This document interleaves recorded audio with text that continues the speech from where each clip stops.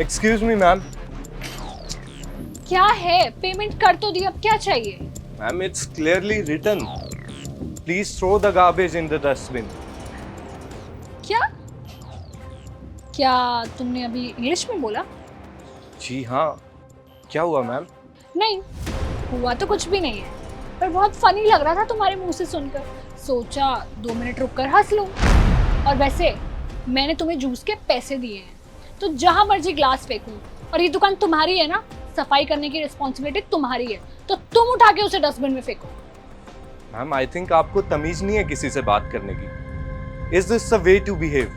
ओए, मेरे को ना ये रटी रटाई इंग्लिश मत सुना। मैंने तेरे जैसे बहुत देखे हैं। जो तेरा काम है वो कर, मेरे फालतू मुंह लगने की जरूरत नहीं है। मेरा मूड ऑलरेडी बहुत खराब है। रटे रटाई शब्द नहीं है ma'am, I can speak English. I can speak English? तुम्हारे जैसे अंग्रेजी वाले ना मैंने बहुत देखे हैं। 2-4 अंग्रेजी के शब्द सीख लेते हैं, तुम्हें लगता है कि तुम कलेक्टर बन गए। यहाँ पे ना ज्यादा मोरल ज्ञान देने की जरूरत नहीं है। कूड़ा उठा के डस्टबिन में फेंक देना। जा रही हूँ मैं, टाइम नहीं है मेरे पास। मैम मैं कोई मोरल ज्ञान नहीं दे रहा हूँ। हाँ, शायद आपको ऐसा लग रहा होगा कि मैं यहाँ जूस की दुकान पे खड़ा हूँ तो मैं इंग्लिश नहीं बोल सकता, मैं पढ़ा लिखा नहीं होऊंगा। But for your kind information, मैंने सिविल इंजीनियरिंग की हुई है। अच्छा, सिविल इंजीनियरिंग की हुई है तो जूस की दुकान पे क्या कर रहा है यहाँ पे? मैम वो क्या है ना, कॉलेज में हर सेमेस्टर में टॉप किया करता था, लेकिन घर के हालात ठीक ना होने के कारण लास्ट सेमेस्टर में पढ़ाई छोड़नी पड़ी।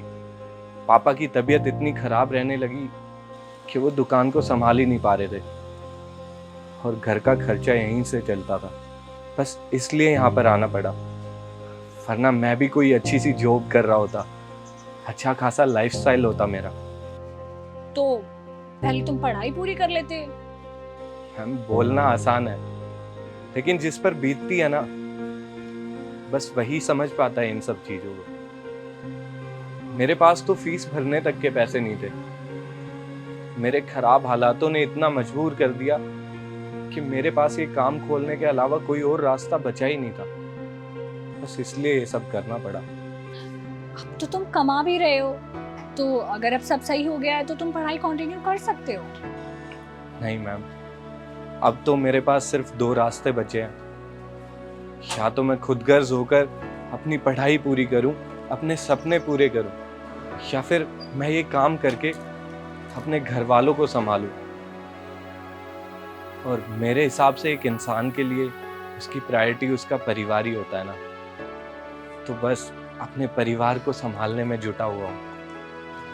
हाँ, ये तो तुमने सही कहा कि हमारी फैमिली हमारी फर्स्ट प्रायोरिटी होती है। बाकी मैंने अभी जो तुम्हारे साथ मिसबिहेव किया ना, उसके लिए आई एम सो सॉरी। वो घर से निकलते हुए मम्मी के साथ थोड़ी तू में हो गई थी, तो उनकी सारी फ्रस्ट्रेशन मैंने तुम पे निकाल दी। आई एम सो सॉरी। बाकी वो सोसाइटी देख रहे हो तुम? हाँ जी मैम। ये सोसाइटी मेरे पापा की कंपनी ने बनाई है, और उन्हीं का एक और प्रोजेक्ट इसी सोसाइटी के पीछे आने वाला है। तो अगर तुम चाहो तो मैं पापा की कंपनी में तुम्हारी जॉब लगवा सकती हूँ। क्या? Thank you so much ma'am. मुझे यकीन नहीं हो रहा कि कोई किसी की इतनी हेल्प कर सकता है। आज के जमाने में कोई किसी के बारे में इतना सोच सकता है। I can't even believe ma'am. I am very thankful to you. देखो, थैंक यू बोलने की कोई जरूरत नहीं है। अगर मेरी वजह से तुम जैसे हार्ड वर्किंग इंटेलिजेंट लोग अपनी सही जगह पे पहुंच जाएंगे ना, तो मुझे बहुत अच्छा लगेगा।